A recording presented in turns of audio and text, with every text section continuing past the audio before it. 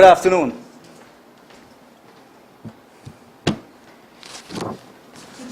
I think we're meeting together here at this office, this room, for the third time. So let me welcome you once again, one of our key stakeholders. You know the officers who are here. I'm not going to go ahead and do their introductions. They're well known by now, and probably more known to you than to me. But that's all well and good, it's no problem. Well, we meet again on this penultimate day of my 100 days in office as your acting Commissioner of Police. It certainly has been an experience gravitating between the extremes of challenging and intriguing, but one which I engaged with a deep sense of ultimate responsibility, with the support of colleagues, both senior and junior. No doubt, being in charge, particularly at a time when some 40 senior and junior officers and dozens of inspectors were on annual vacation leave, including several key officers, would have posed many administrative and operational challenges, and did so.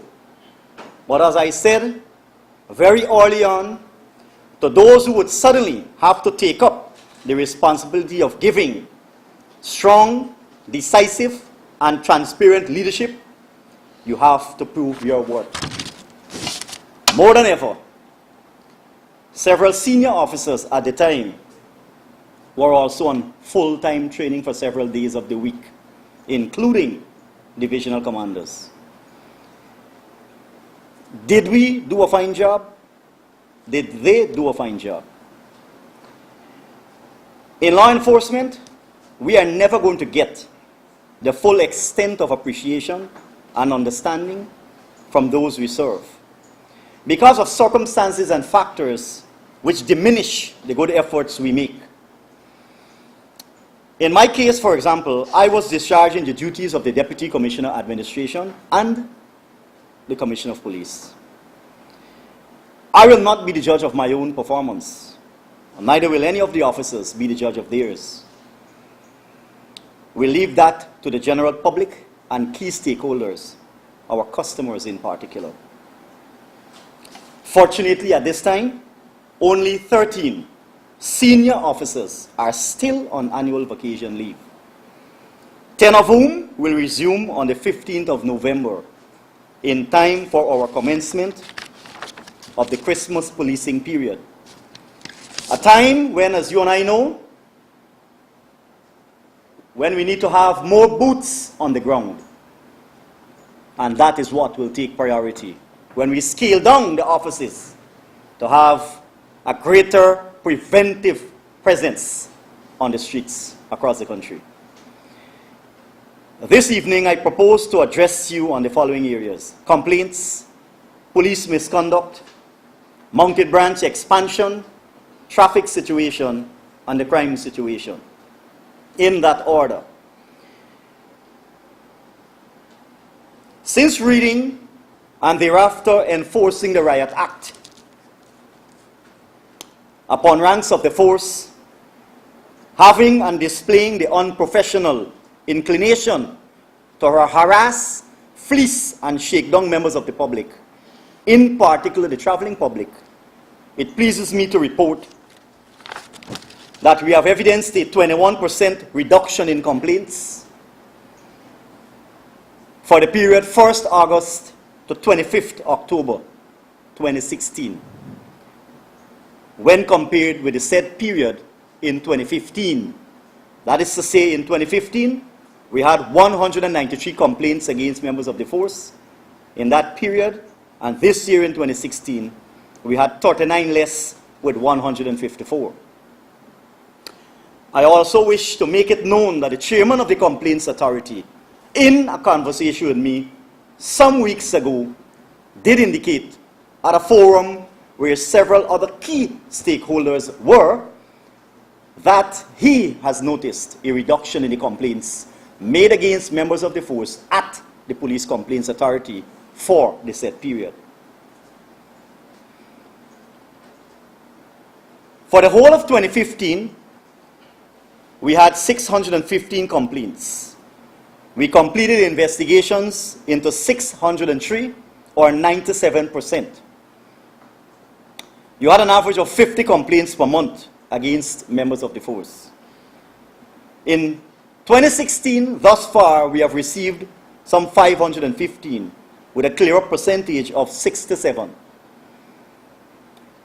With the notable reduction in the last few months, we should, by prognosis, be receiving less complaints by the end of the year. Police misconduct. 6 ranks comprising 1 subordinate officer and 5 constables have been dismissed for this month. 3 for criminal misconduct. 5 ranks including 1 inspector, 2 subordinate officers, and 2 subordinate officers have been transferred pending investigations into misconduct. One of the misconduct has to do with the subordinate officer not being able to account for a .32 firearm received by her while on duty as being lodged by a civilian, but which has since gone missing. A very serious matter indeed.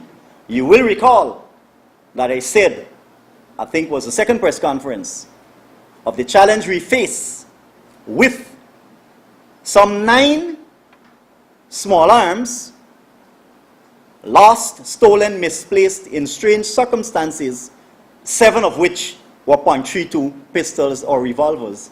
And the evidence is, based on criminal activity, that the .32 is that infamous pistol being used. So yet we have another one missing at Breakdown Police Station.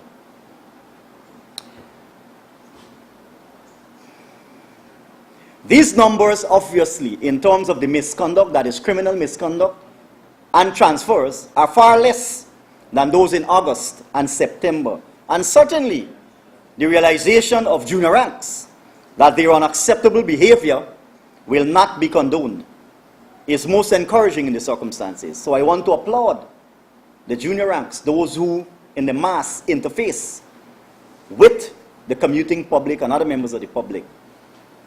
I applaud them for their appreciation and the efforts they make, and will continue to make, and will have to continue to make, to cease doing some of the unhealthy things that they do in the discharge of their duties.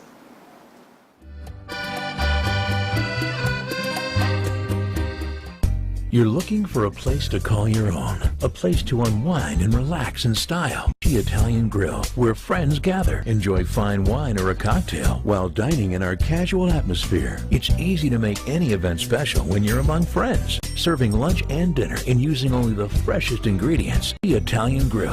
It's time to make it your own. Mounted branch expansion.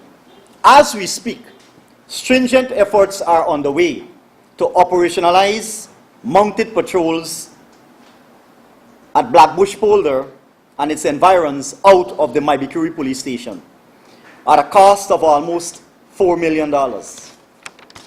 2 subordinate officers and 2 constables have been detached to that location with horses and with the usual administrative and logistic upkeep, as well as the necessary infrastructure that will aid them in patrolling the backlands, not only to forge and sustain good community relations, but to enhance our awareness and knowledge of the large stretches of territory, and also to improve our response to reports of crime, in the end, building the much-needed bridge to the farming community in general. Traffic. This morning, we had the National Road Safety Council, in collaboration with key partners, launch Road Safety Month. Our Honorable Minister was there. As I understand, that was somewhere around 10 o'clock today. We know the theme is, life does not have a reset button. drive carefully. This Road Safety Month, in my opinion, and in discussion with the traffic chief and a few other officers, will be the impacting month as we continue, not only during Operation Safe Way, but with other aspects now that there is more collaboration in a more stringent way on board.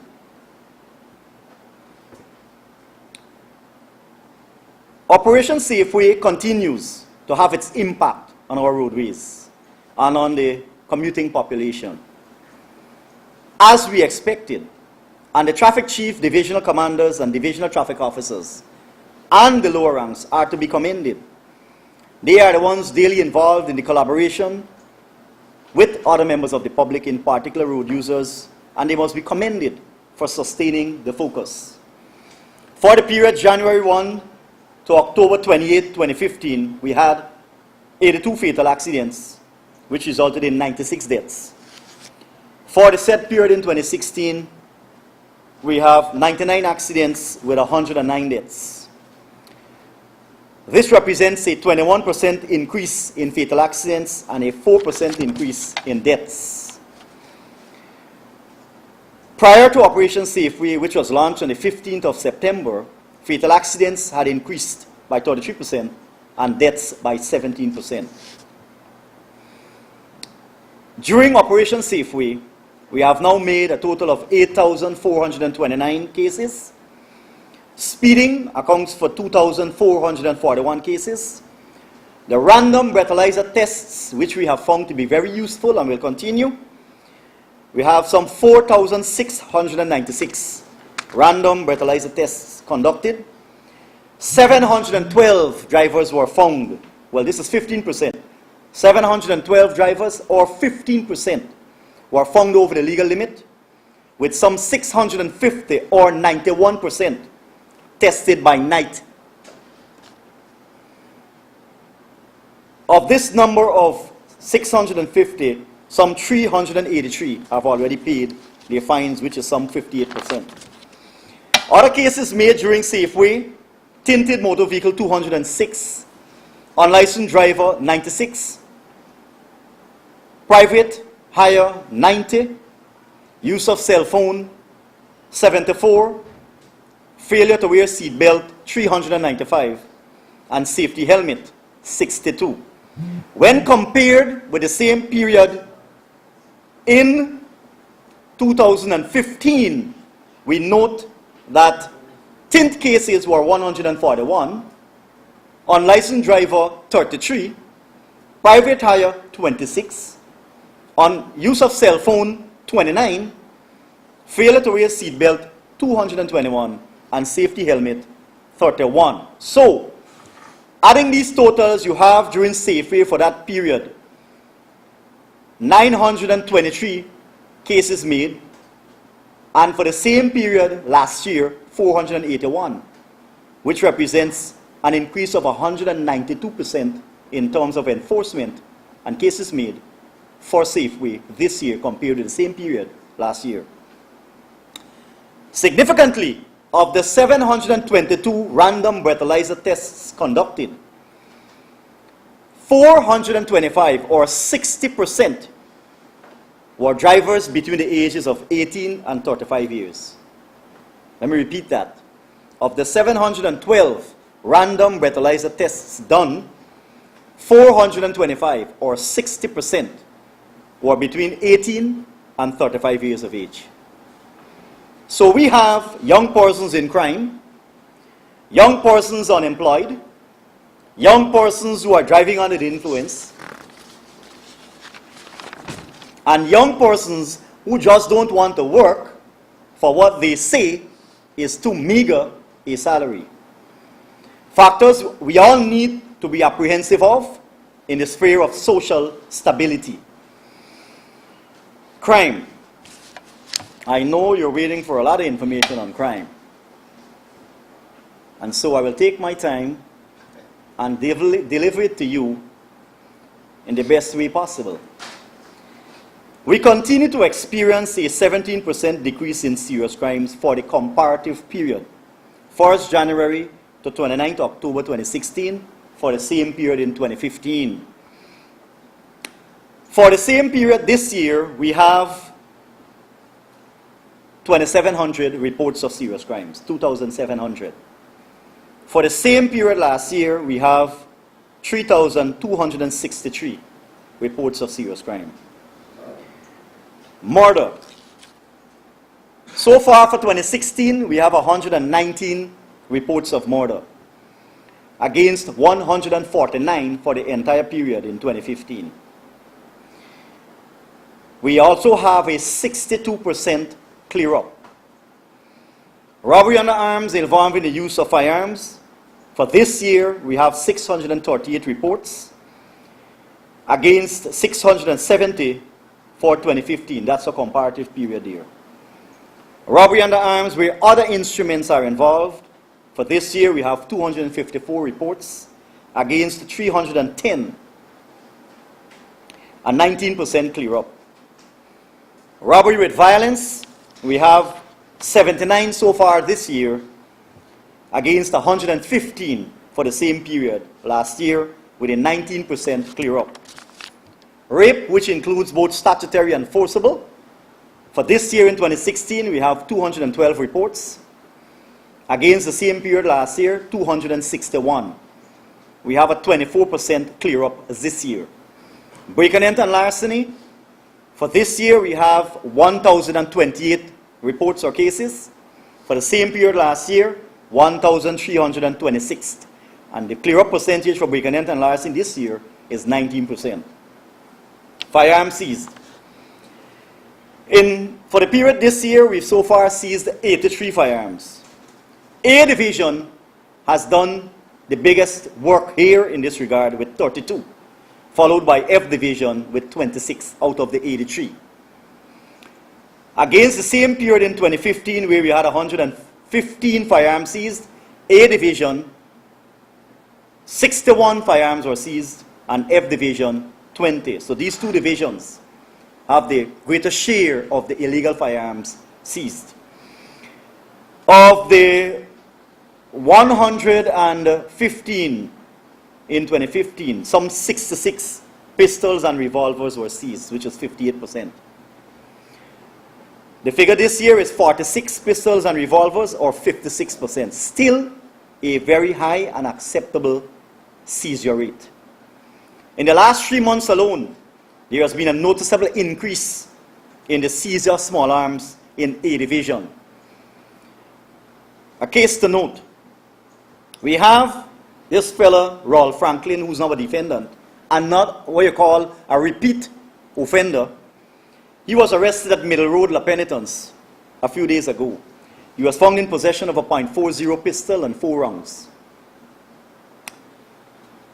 He was charged between 2013 and 2015 on several occasions at the Sparendam Court on at least 6 counts of robbery under arms involving the use of firearms, 3 counts of discharging loaded firearm. In 2 cases, it was at the police patrol, 1 case of attempt murder, 2 cases of serious wounding.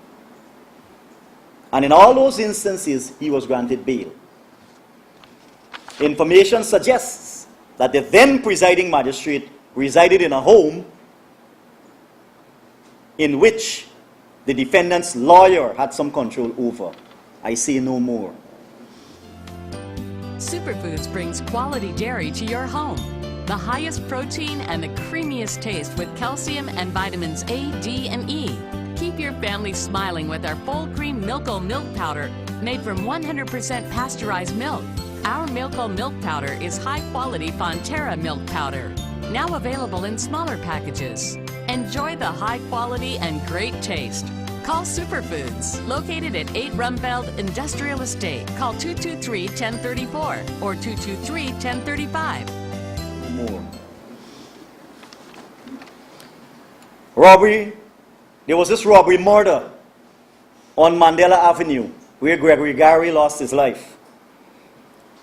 I want to make a statement here because I saw last week the mother of the deceased indicate in the press that we were moving too slow with this investigation into her son's demise. But this is what I will say.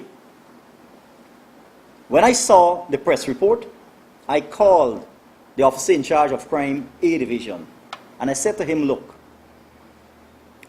as bad as this sounds or looks, get an unmarked vehicle with a female rank on board and a detective to go to this mother's home and invite her to the police station, to your office. Speak with her in the presence of other detectives.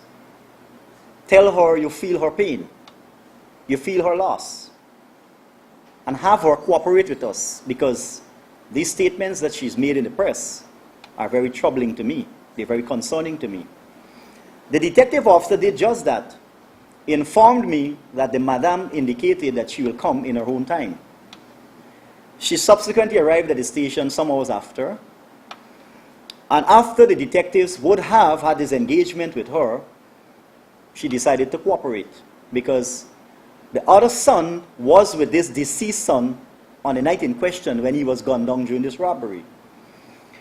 So we wanted to question that son, whatever he would have seen, heard, whatever he knows. Last Friday, as the detectives were setting up to engage in a certain process, which is part of an investigative process, the mother, who had promised to come to the station at 10 o'clock, called. When she was called, first she was called and told that, look, we're setting up and everything and whatever and so on. She said, okay, when you're ready, give me a call. The police officer called her, and then she says, look, I'm not ready to come yet, I need another 2 weeks. This is the very mother who has blurted out to the press that the police are too slow in this matter. I will say no more. You had a robbery under arms in A division where a sister reported that cash and jewelry belonging to a sister, another sister who was not at home, was stolen. The sister reported that 3 suspects, armed, invaded her home, stuck her up, and robbed her. As we continued investigations, the story changed from them being armed with firearms to one being armed with a knife. You see what I'm getting at? But it's already hit the press. Up to this time, we are not of any definitive conclusion that this is a case of genuine robbery. We're still continuing investigations.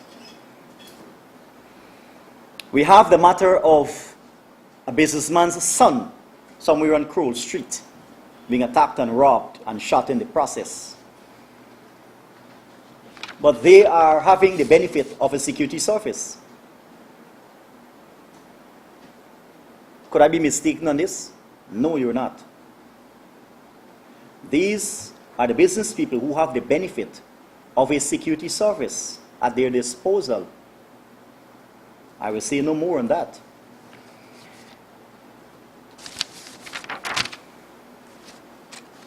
Murder.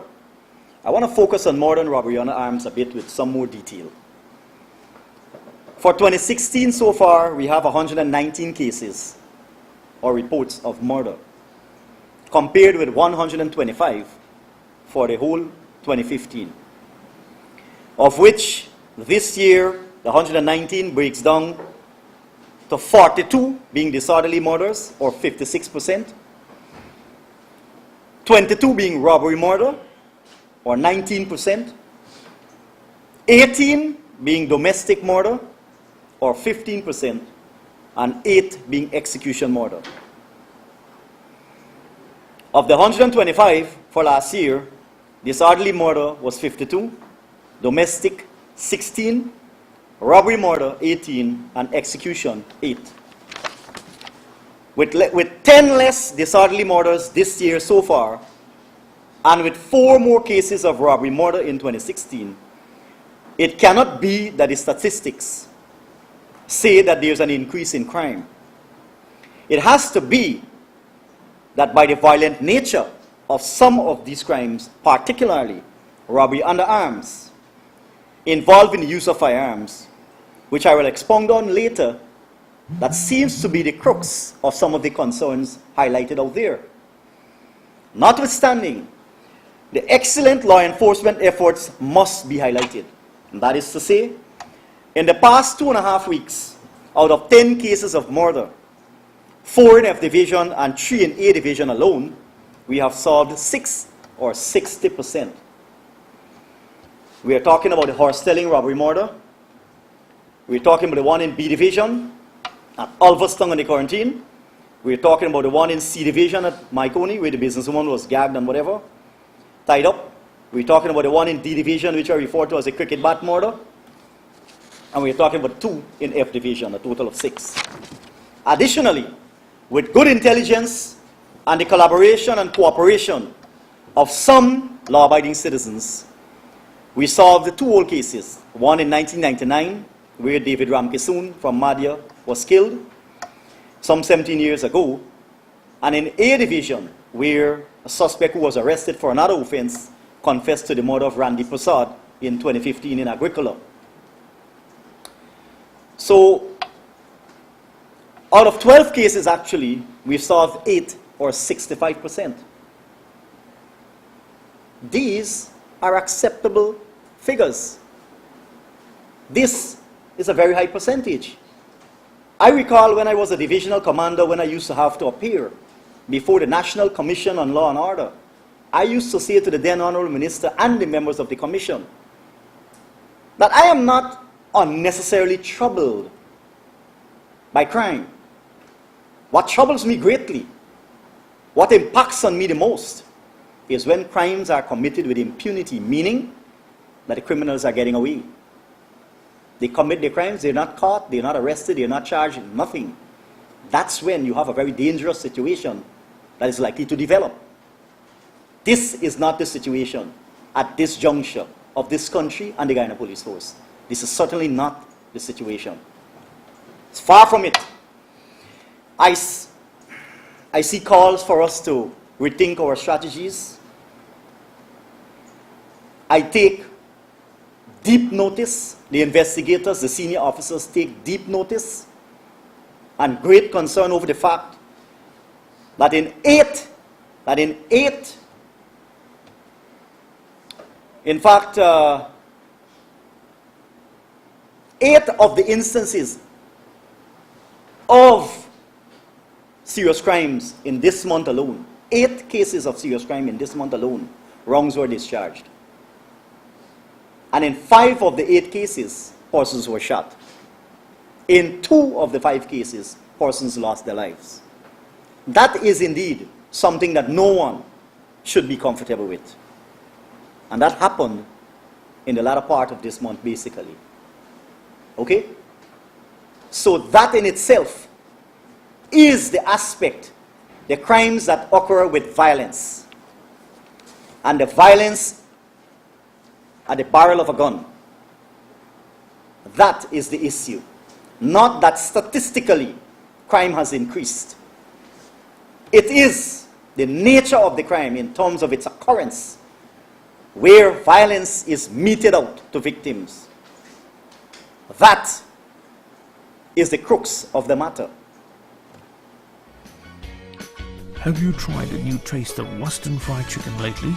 Added flavor, marinated with rich seasonings and fresh ingredients, pressure fried to lock in the taste. Western fried buffalo wings, chicken strips and more. So take a bite into the good stuff today.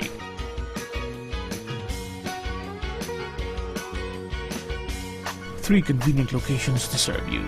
Call the numbers on your screen for home delivery. Now I see all manner of efforts to fool the good citizens of this country that crime is at its worst. Quite to the contrary. Let me explain.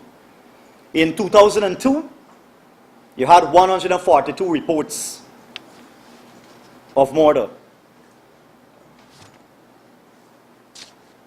2003, 206. 2004, 131.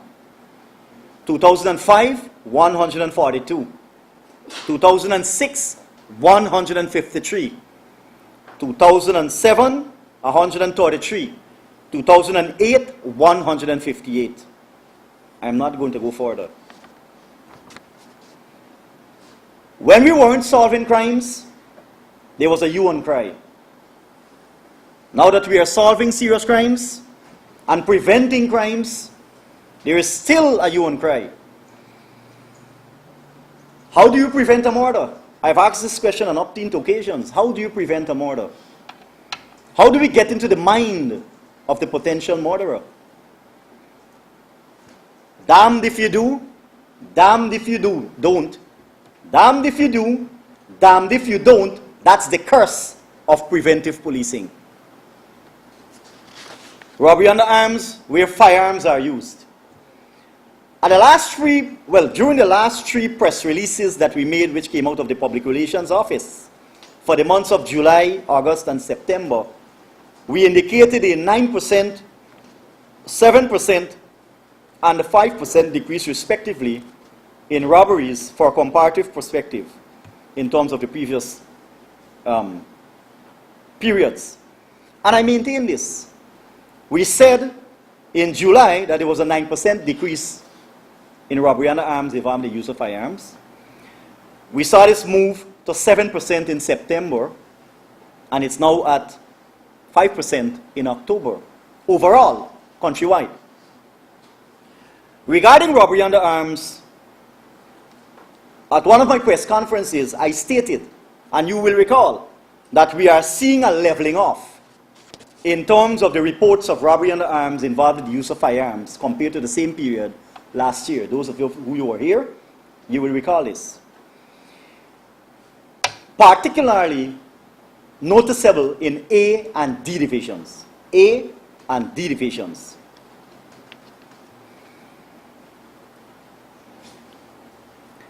D division in particular is still at a percentage increase of 12% overall for the comparative period in serious crimes, which we're not comfortable with. It was at 15%, it went way down to 8%, and then it rose up to 12%, where it has been leveling off for a little while. Thankfully, for the last few days, we haven't had anything major coming out of the division. But we've done some work. We've given them some additional resources based on budgetary allocations that is coming in bit by bit and pieces. I've seen the business community in West Demerara throw itself, particularly those in Breeden Hoop area, behind the divisional command and some of the work he's doing. And only a few days ago, another businessman indicated to me that he was going to purchase 2 motorcycles for anti-crime work for donation to West Demerara. But they also did some good work. We have 2 suspects who robbed patrons at a liquor restaurant at Breeden Hoop on the 18th of October. And based on some good information and some collaboration, using some technology and so on, both suspects have been arrested and each has been charged with 6 counts of robbery under arms. In one case, the cell phone belonging to one of the victims was traced to a location in Linden, all the way to Linden. And the police followed it, held the girlfriend of one of the suspects. She cooperated. The rest is history. So we are getting support. We're getting cooperation. In A division, robbery under arms involving the use of firearms. In April, we had 38 reports. The other months were also low, but I'm starting from April. April, you had 38 reports. May, 30 reports. June, 35 reports. July, there was a spike with 63 reports. August, 52. September, 54. And now in October here, we're at 55. Now, by day, you had 112. And by night, 213 of the total number of 325 in those months that I've just highlighted, right, in the last 7 months. Now, from the 1st of September to the 30th of October, that's recently, you have 107, from the 1st September, those 2 months, the 30th of October, 107 reports of robbery under arms involving the use of firearms in A division. 59 occurred in the day and 48 by night. For the month of October alone, you had the 54 reports involving the use of firearms. 7 were committed in homes, 33 on the street, 8 on business premises, and 5 involving the use of vehicles. As I said, in 8 of the reports, shots were fired by the suspects. And in 5 of those 8 reports, persons were shot. And the 2 persons lost their lives in those 5 instances where persons were shot. We know of those cases. It is evident that the recent concerns about an increase of crime is not related to the statistical increase in crime, but only has to do with the fact that in gun-related robberies, shots are fired, people are injured, and in 2 cases, persons lost their lives. I have highlighted the one where the mother isn't cooperating even though she wants to cooperate. And in the other, the involvement of relatives, that's the one that I was telling. Invited, you have people living at your home, you have a sport, and you don't even know that they're plotting and planning to rob you, and what results in the process? Somebody dies. All right? No doubt, the commission of a robbery is one thing. The use of a firearm is another thing. Yet where wrongs, worse yet where wrongs are discharged, before, during, and after the robbery. Worse yet, where death results. And we have had in October of 2016, within the last few days, 6 cases more than October in 2015. Only in October, where wrongs were discharged. Too many illegal firearms are out on the streets. Too many recidivists for serious crimes are having a field day in regards to their pre-trial liberty. The recent execution-type murder in Sophia, which happened, as I understand, at a known drug house, or what I would want to term in polished language, a disreputable house, where shady characters dwell. One of the persons who fled when the shooting started was charged with trafficking in narcotics in 2012, sentenced by the lower court, and got bail by a higher court pending appeal. While out on bail, he has been charged on 3 other occasions with 2 instances with narcotic-related offenses, and he's still out on bail. At that scene, we found 10.32 spent shells, 10.32 spent shells, and 13 bullet fragments. Am I correct, Crime Chief? Good. So the statistics speak a different language and a different story. In fact, in 2002, where robbery under arms involving the use of firearms were concerned, you had 1,037 reports. 1,037 reports in 2002. 2003, 833. 2004, 870. 2005, 978. 2006, 1,182. 2007, that's the lowest year, 732. 2008, 943.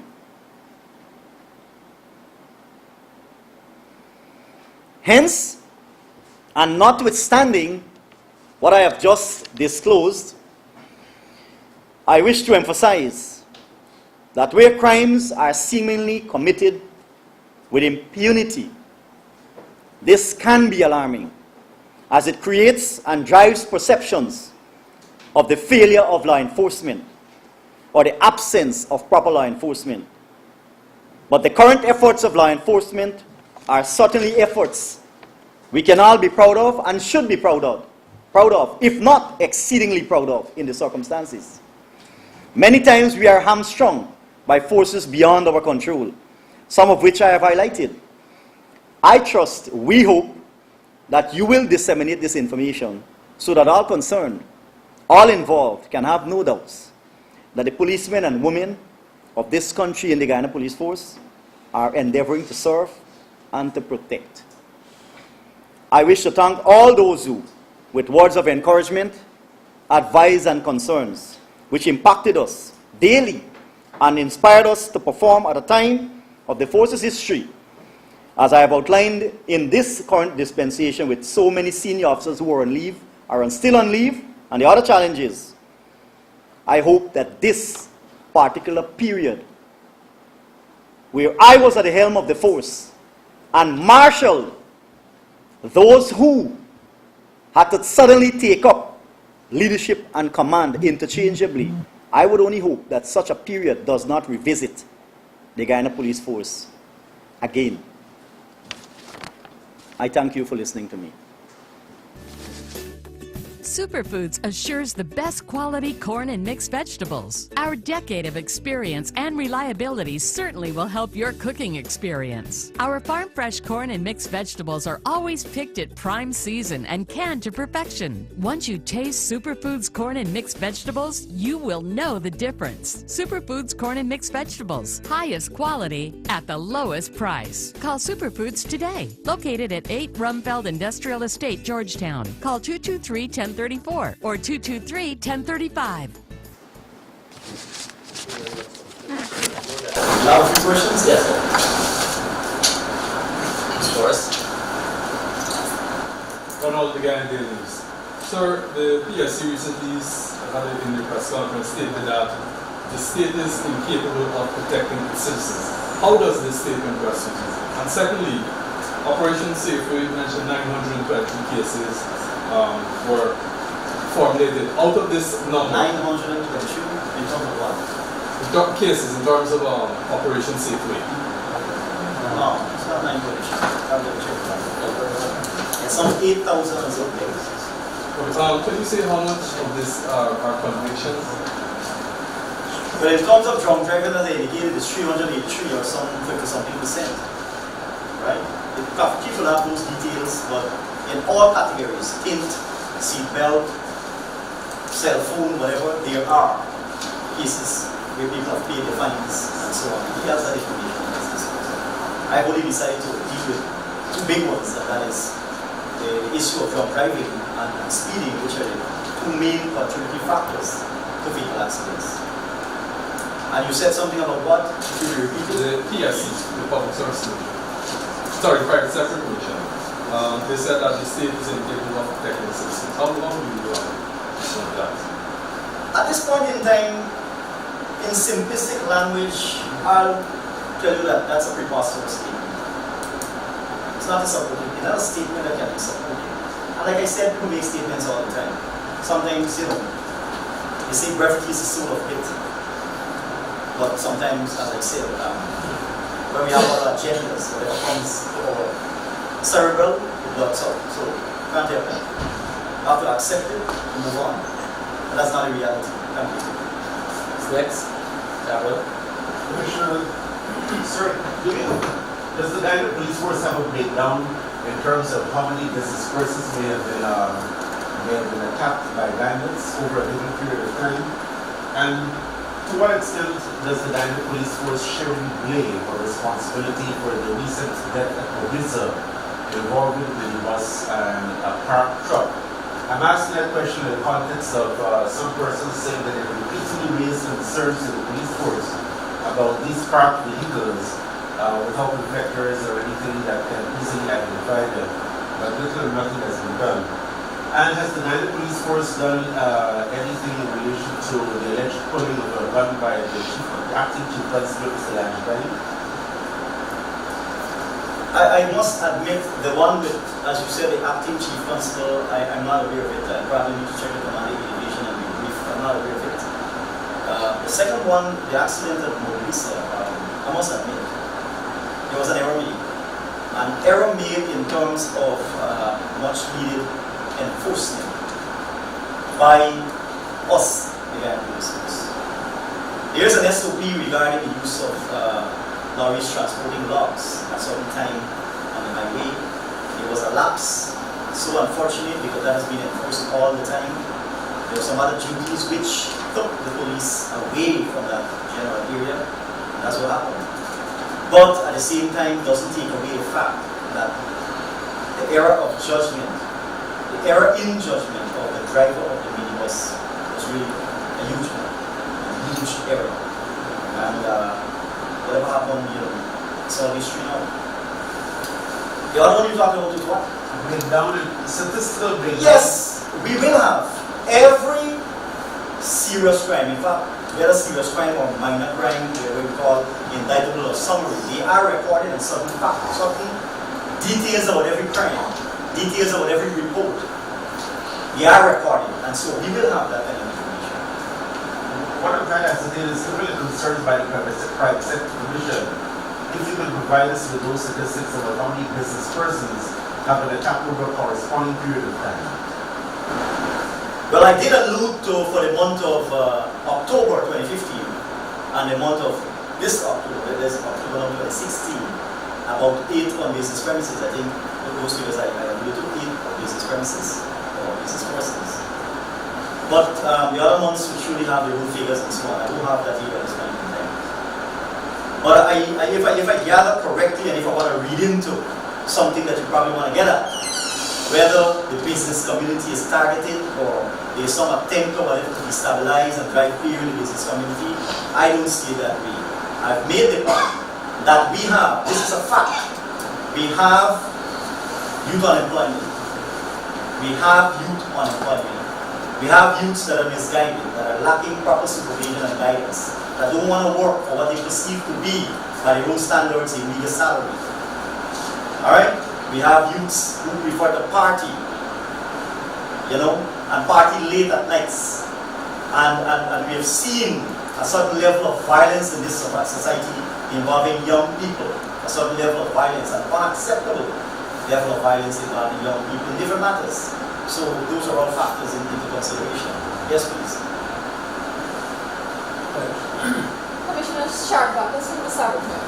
There was a letter written to the editor some time ago about a handicapped person being assaulted by a minibus driver. I don't know if the police are aware of Yes, this I am aware of that matter, and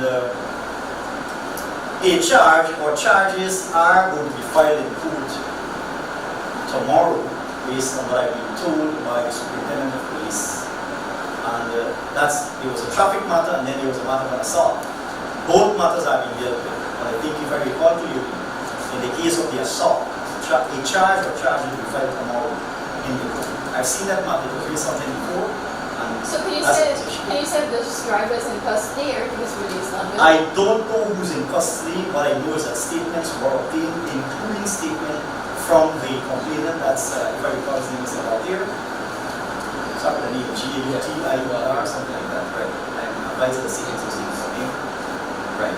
But what I'm told also is not a case of a medical, that is to say, I see the matter in the press which says that he received a horse lip or something like that. I'm told by the superintendent is not so. So that's the most I've seen. And one other question, can you say if 911 is currently working? Because some persons are being complaining that calls are going unanswered to 911 while some persons are saying that they are getting through to 911. So can you just The 911 has been some sort of an Achilles heel over the years. Okay? I recall the previous government had consultants from abroad come here and engaged stakeholders, including Digicel, GT&T. We had senior officers from the police force and some other agencies in society who had deep concerns and still do, unfortunately, have deep concerns over the proper functioning of 911. What I can tell you, the problem still exists. However, there seems to be some light at the end of the tunnel, that is to say, that under the proposal for City Smart Street Project, an information command center, the 911 has again come under focus, and I trust that the requisite attention will be given to straightening out the problems with the linked with the 911. Yes. Continues. Sir, at the weekend, did you receive a disc and a document that shows officers, particularly the CID headquarters, involved in the sale of drugs? If I receive that this And a document, yes, at the weekend. to the best of my knowledge, no. Alright, so let's say tomorrow you are, using my imagination here, confirmed as Commissioner of Police and you're faced with this matter. How do you deal with this, having the evidence before you? Why do we want to cross the bridge? I'm just asking. How would you confront, how would you deal with such a matter? You have the evidence before you, how do you deal with such a matter? How do we deal with such a matter? We deal with it condemningly. How so? How we how so? How condemn? I haven't seen the statement yet, I haven't seen the No, let's say you have the different evidence. courses of action you can take. The different courses of action you can take. You don't just what you call speculate on a matter, or you don't always use what you call a hypothetical situation as a basis of reasoning. Right? You are supposing something, and supposing something is not really what I'm dealing with here. But there's SOPs in force, right? Yeah, of course. Right, but based on your SOPs, how do you deal with such a matter? Well, you're asking a question and then you're telling me the same then your SOPs. Well, I thought you would have led me to that, but you didn't. What's that? I thought you would have led me that Well, direction. let's say we thought and we thought and we thought, but the issue is, you asked me a question, I don't have that at my disposal. If it were to come before me, you better believe it. I'll be excited to deal with it, that's what I tell you. Thank you so much. Yes. Sir, can you give us an update on the 2 a.m. curfew and perhaps tell us how that has been working, if there's been any changes? I know to the best of my knowledge, I received 1 or 2 calls from persons who hold public entertainment. Sometimes our ranks were not what we call fair in enforcing the 2 a.m. curfew. And we have spoken about this on a few occasions before, including a performance meeting that our actions must at all times be transparent. I had a call from a guy from Linden recently who explained something about the patrol and we start this man and then they let the other man to play and we had that straightened out and by so on. I called him back and said he's satisfied. The thing is that the 2 a.m. curfew is what has been issued under the hand of the Honourable Minister, and we are to enforce it. There may be slippages, that is to say, if you have a designated patrol and you have 7, 8, 9, 10 entertainment spots all over the place, alright, you're more likely to deal with the ones that are open in the sense that are close to thoroughfares, right? That are in residential areas, that have a propensity or have an inclination or something to cause obstruction, something to where it's a total breach of the order issued by the minister. I have seen people write the minister and ask him to flex the curfew, and the ministers refuse them. In all that I've seen, they have been refused. So the role of the police is that at 2 a.m. that's it. We had a huge problem at Pudrime over the river, where there was always a road blockage on Friday night and Saturday nights at Pudrime. Bars close to one another. One where a member of the force, his wife, operating a liquor restaurant there and taking advantage of him being a policeman. The other people were looking on, a lot of problems. We managed to deal with that matter condemningly. By enforcement, by prosecution, we have been able to get on top of that matter. So the 2 a.m. curfew is good. It is good. It has to be enforced and to the strict extent of it. It is working well. I have not received reports to the extent that I would consider to be alarming in any way that it's not working well. I know the business community has voiced its concern time and again in terms of revenue and other issues. I'm not going to say anything more than that. Final question. Person besides you, I think this would be the best platform to address these concerns made by the Private Sector Commission. They stated that the police force is yet to present a statement in which they would step up their game in coming to the Christmas season in terms of patrol, protecting the business environment.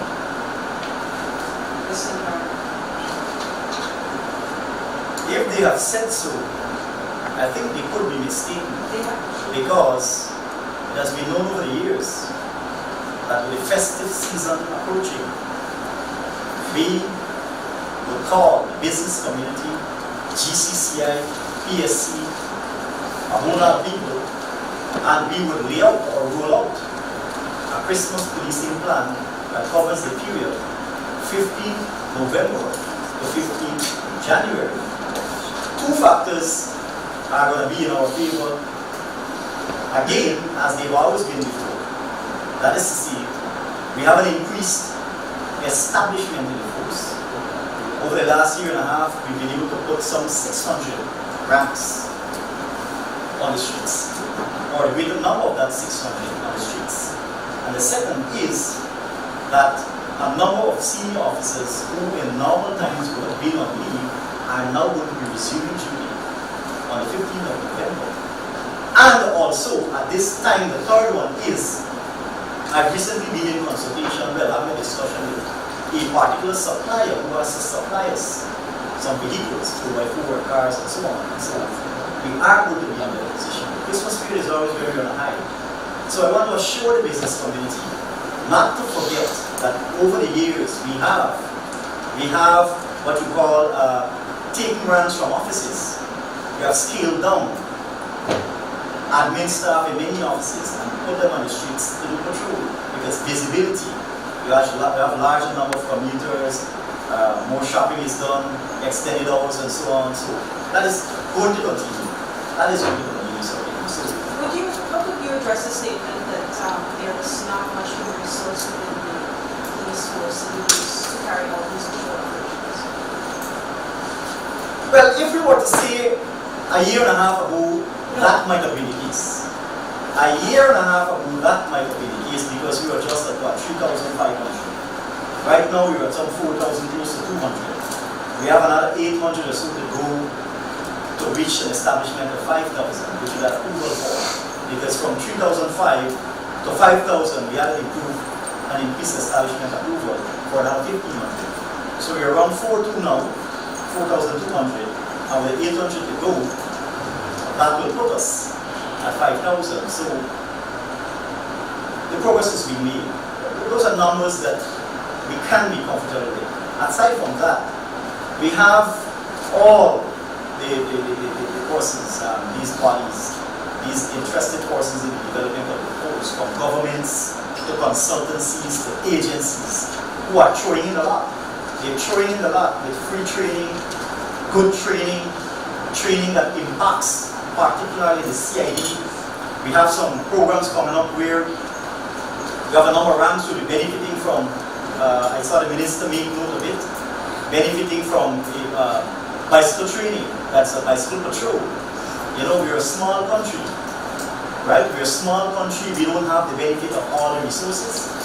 So in many places in this country, it cannot be a 4x4 or cannot be a car, will not be so. So we need to accept this support and implement it or operationalize it in a way that is more meaningful to us. And that is why we had recently the multi-branch expansion in Vietnam, which has been well received. And now we have the multi-branch expansion in the Black Bush Polar area, those long stretches of backlands and so on, which are going to prove to be very helpful. And we appreciate that. So in terms of numbers, is something you call the multiplier effect. You know, and there's another reason behind it too. Right? You're not always going to have all the resources you want, but it's always to use what you have at a particular time. Okay. Again, Mr. President, the final question. With respect to police promotions and lists being submitted to the Police Service Commission, because we're closely approaching that in the year period, could you say what's the position with that, and could you also confirm if the PSC was written by the force or persons within the force with respect to Mr. Cooper's recent promotion? Proceed as a minute. I see my colleague Mr. Gift is looking at me. And you're right, why would you want to ask that question at this point? Well, it's a question, so let me see what I can answer. The first thing is that yes, ranks, as usual, will be expecting recommendations to be made, both junior and senior ranks, on the aspect of the promotion, which some quite rightly deserve and expect to have. The other matter regarding the senior superintendent now, Mr. Edmund, is that indeed we wrote this explanation over that single promotion. I received what I would term a rude reply, and I mean very mild about it at this point in time. I received a rude reply, and to my credit, I responded in the right time. To my credit, I responded in the right time. I reciprocated the favor. But the issue is this. Mr. Cooper was promoted in 2015 to superintendent while he was an overseas program. Alright? He was on 2 years study leave. He returns. No one in the force, at least the leadership of the force, which I was admin and commissioner at this point in time still, I was not absenting, I was not doing anything. One day I'm in office and I see, opening an envelope, there's this letter from this office commission indicating that Superintendent Cooper has been promoted to senior superintendent. So I was like, wow, that's the way it's done, and only one. When we checked the records, we observed that Mr. Cooper's promotion to senior superintendent superseded 6 other superintendents. 4 of the superintendents were superseded twice now with this promotion by Mr. Cooper. And the 6 superintendents basically were promoted in 2012. So they were promoted in 2012. Mr. Cooper was promoted in 2015 to superintendent. He's promoted in 2016 to senior superintendent. And they who were promoted in 2012 to superintendent are still superintendents. Now, is that a small matter for administration? Is that a small matter for any administration? So that lies as it is. There are some unhealthy developments. There are some unhealthy developments, and the most we can do is write about it. We don't have the power or the authority. The Service Commission has it under Article 212 or whatever it is to make those appointments to gazettegrams. All we're saying that when you make appointments and promote people in those circumstances, you cause a certain unhealthy effect amongst their colleagues and others in the force. Right? But reasonable people make such appointments in those circumstances? Certainly not. I don't think so. Right? I don't think so. So that has been the position. Alright? Thank you very much. I'll say no more.